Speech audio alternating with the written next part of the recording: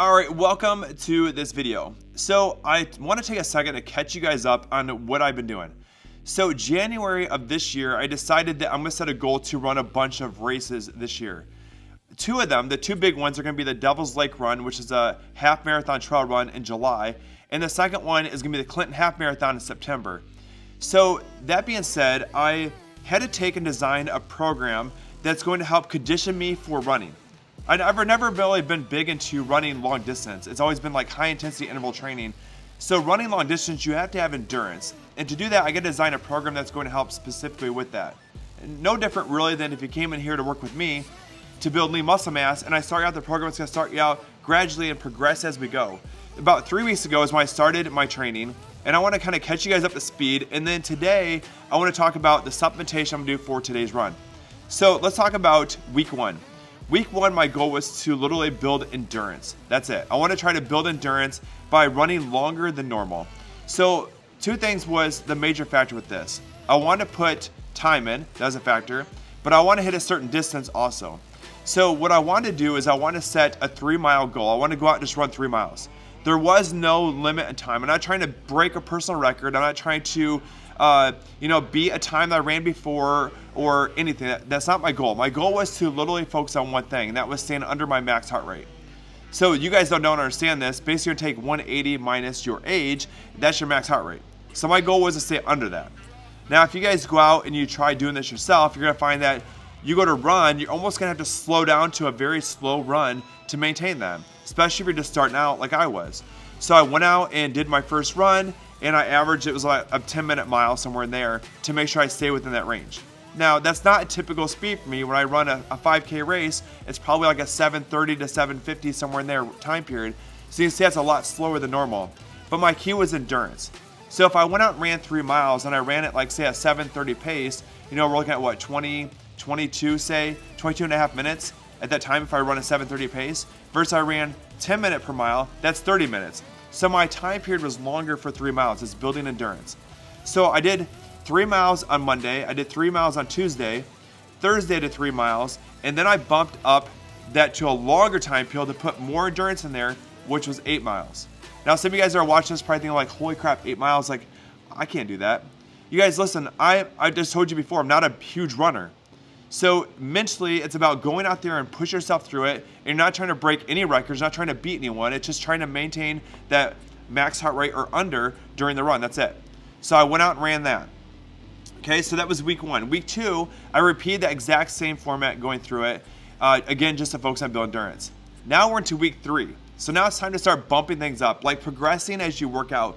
If you just kind of lift like 5-pound dumbbells for curls, you're never going to get stronger. So the reality behind it is you got to actually start to implement a progression, like maybe it's slower speeds, maybe it's a little bit more weight, whatever it is, to actually start to progress your intensity of training to get more results. So this week I started off with week three with Monday was 4 miles. I did Tuesday was a tempo run. And matter of fact, I have my journal right here with all my stuff in it. So I'm gonna kind of go back to this so I can show you guys. You see me looking down, so I'm doing here. So Tuesday, I started doing some tempo running. This is where it's gonna help me start to increase my speed when I run. So I did 1 mile warm up, so staying on that 180 max heart rate. Then I went to 8 rounds of tempo running. So what a tempo run was is basically, let's say I was running at a 10 minute per mile pace, right? I'm gonna bump that up a little bit more. So I'm gonna go a little bit quicker than that for the time period of 60 seconds. Then I went back down to my normal mile per hour pace for 120 seconds. So that 60 and the 120 is one tempo run. And I'm gonna repeat that 8 times total. So once that 120 is done, I go back up to a little bit quicker pace, drop back down. So it's kind of like my rest period, but I'm still running though. And then back up and then back down. Once I complete 8 rounds, then at that point, I went back to a 1 mile cool down run. Okay, so I just did that 180 max heart rate under and ran that. Then on Thursday, I ran another 4 miles, again, focus on the max heart rate. And then today is actually a 9-mile run. So what I focus on with my training is I'm gonna do a 10% increase at the very max, 10% increase per week. So that means I'm gonna add more distance to my runs over time, but no more than 10%. And the reason why is because it's kind of like trying to go from a 5-pound dumbbell curls to saying you're gonna curl 35 pounds tomorrow. It just doesn't work. You gotta progress over time. So I'm doing small increment changes, and then I'm gonna change things each week. Now, one thing that's gonna happen is you're gonna see me sit down with you guys every day and talk about the type of training I'm doing and why I'm doing it, why specifically I'm doing that format of training, so you guys have an idea, okay? But that's get you guys caught up so far. Now, that being said, let's talk about my run today. It's 9 miles. So I started going through and I started planning routes that I can run. I started looking at different routes I can hit 9 miles in. And it's kind of an amazing type thing, because when I ran 8 miles from my house to like the South Bridge and back, that's exactly 8 miles. And you don't realize how truly far that is until you start looking at a map, start planning out routes. You're like, oh my gosh, I gotta keep going, add more to it, add more to it. But don't let that freak you out. Remember, this is not a thing where you're trying to go in there and beat personal records and all that kind of stuff. You're just trying to go do it and just complete it, that's it. You're not trying to forcefully push yourself super hard. You're just trying to get out there and do the jog and make sure you maintain that 180 or your max heart or under, okay? So 180 minus your age is your max heart rate, and staying under that. So that being said, I want to talk about my protocol for training for this longer run. Like, what do I do for nutrients to help me get through this? Because I'm going to be, especially my size with the muscle mass I have, I'm going to burn up tons of glucose a lot quicker than most marathon runners, because they're skinny, they don't have a lot of muscle mass. So that being said, the amount of muscle mass I have in my body is going to burn nutrients way quicker. I need more fuel because of that. I need to supply the glucose levels for the run. So that being said, what I'm going to do is I'm going to do these stingers right here. What I'm looking for is something carbohydrate-wise that's going to digest easy, not be heavy in the stomach, and not trying to digest 6 hours later as I'm going through the run and carrying the extra weight with me. So I like these stingers right here. This right here is a salted caramel flavor, and this here exactly has 21 grams of carbohydrates in it. So for this run, I'm going to start by doing a preload of carbohydrates 2 hours before my run today, which I'm going to start now, and that's going to be 83 grams of carbohydrates, okay? So I'll be doing 4 of these. Then what's going to happen at that point is I'm going to take 1 hour before my run, actually probably more like a half an hour before my run, I'm going to take the G1M Sport. Now this is a carbohydrate / electrolyte mixture is what this is. So I'm going to end up doing 2 scoops of this with 1 scoop of electrolytes, and that's this here. Okay, so I want to maintain electrolytes, because if I don't, then I find that I hit this fatigued wall because my body's not holding on to water for endurance and that kind of stuff. So that being said, I'm going to have glucose load with the carbohydrates. I'm going to have electrolytes here, and then I'm going to add 1 scoop of this to get more electrolytes in there. So that is going to be my kind of nutrition regimen with supplements. Then I'm going to go hit my 9-mile run, and at that point, when I get back, I'm going to start going into loading my body with nutrients right away to make sure I replenish what I lost, and then just continue my day through on, okay? So that being said, I'm going to get ready here to get this stuff started, get my stuff prepped to get ready to go for the run today, and today is a 9-mile run, so I'll see you on the route.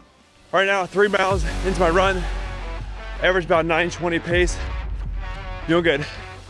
5 miles down, 4 to go. We just got done, 9 miles, 9:32 pace, time 1 hour, 25 minutes. All right, let's talk about a few things now back from this run. So 9 miles down, and it felt pretty good.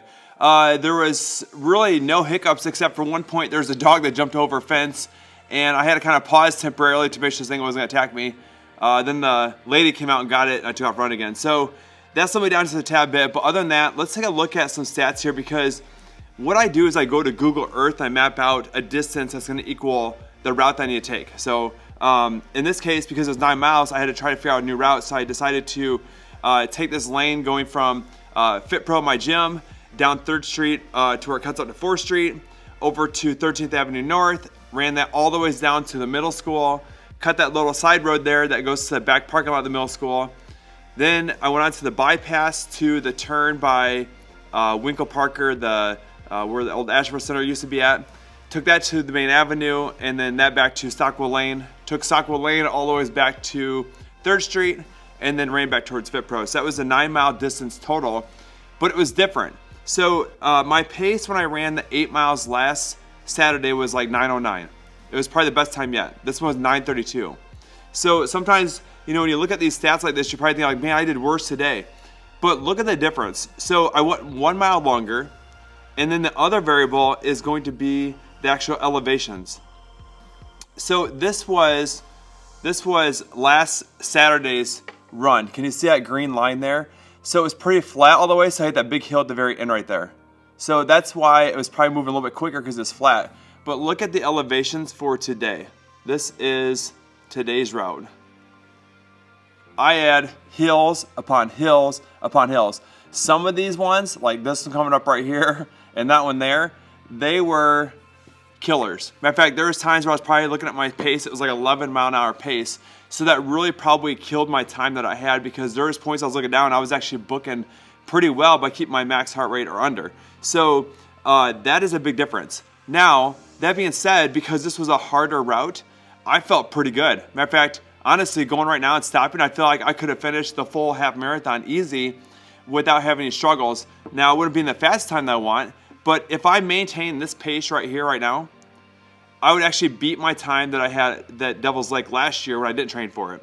So, that being said, I think that I'm going to really see some significant results as I keep training for this for the next, 27 weeks I think I have left until the Clinton Half Marathon. I have like 18 or 19 weeks until Devil's Lake Half Marathon. So, that being said, I'm going to keep training, pushing hard, and you guys will keep seeing these videos. In the meantime, do me a favor, if you guys get a chance, stop down at Brown Shoe Store. They are a sponsor for these videos, and they have great athletic shoes there. So, by the way, if you give them the code FitPro360, you get $15 off athletic shoes. That is only geared towards athletic shoes. That's not for, like Hey Dudes or Uggs or something like that. So, if you guys are looking for a new pair of shoes, stop down at Brown Shoe Store here in Clinton, Iowa, and you get $15 off. Just give them the code FitPro360. See you guys.